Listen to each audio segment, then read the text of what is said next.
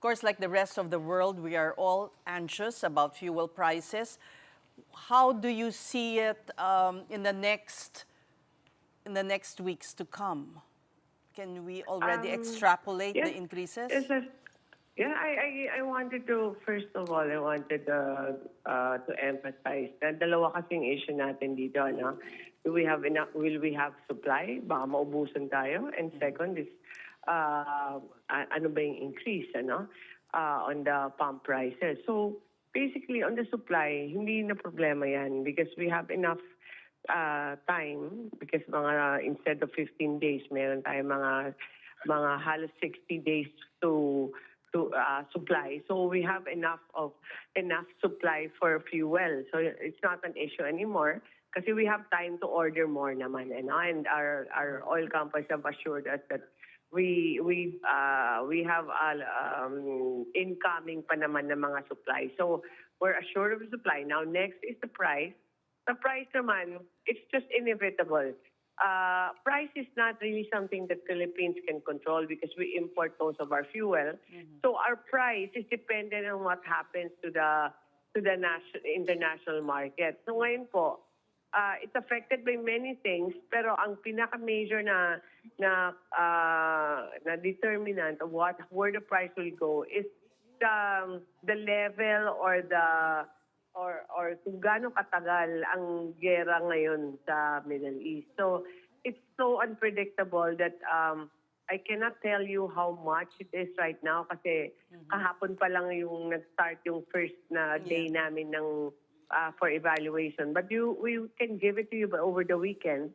What I told also most of the people is that what I can only predict now is that there will be an increase. How much is something that I have to wait for because we need 5 days kasi na data so that we can predict how much the increase will be next week. But that assurance given you by the oil companies, well, is that, are you comfortable with that assurance? Because for one, the Strait of Hormuz may not be, may be impassable. Yes, ma'am. Because Strait of Hormuz actually has is 16% of the market actually. So there's a huge part of the country of the world that also supplies fuel, and also there's the Americas, the North and the South. There's Africa, there's Australia, there's also Asian countries, Europe, Norway din, I mean, so many other countries. Kung maalala mo, Cez, before there was oversupply of oil and there's glut, So merong available naman na fuel. Now, it's not about matter of having it or the supply side. It's a matter of how much it will be. Yun lang yung problem talaga natin, which is not really within the control of our president or of the government. It's dictated by international market. How many % of our supply do we get from Middle East, from the Middle East? Malaki siya, Cez. I think substantially. If I can, I give you like a ballpark around 85% at the minimum. So we malaki siya kasi.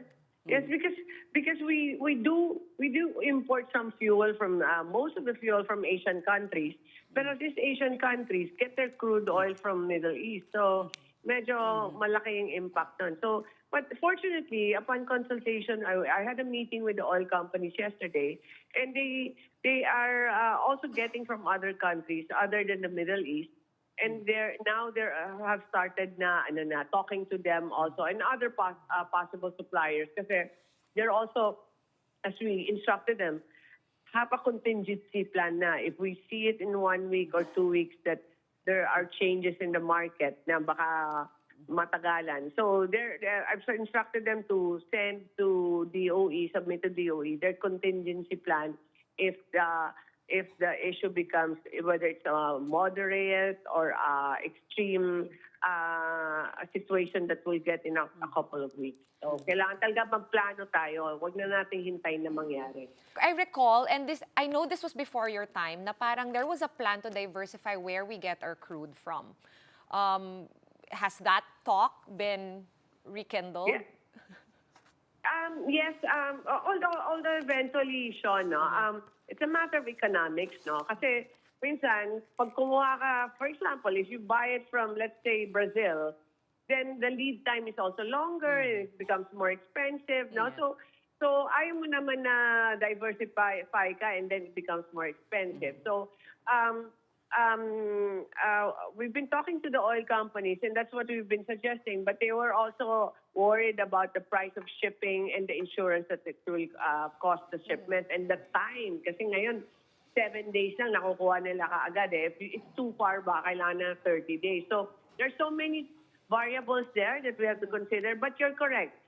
Just let's not put all our eggs in one basket. We have to diversify, and that's something that DOE indeed has to pursue after this incident. No?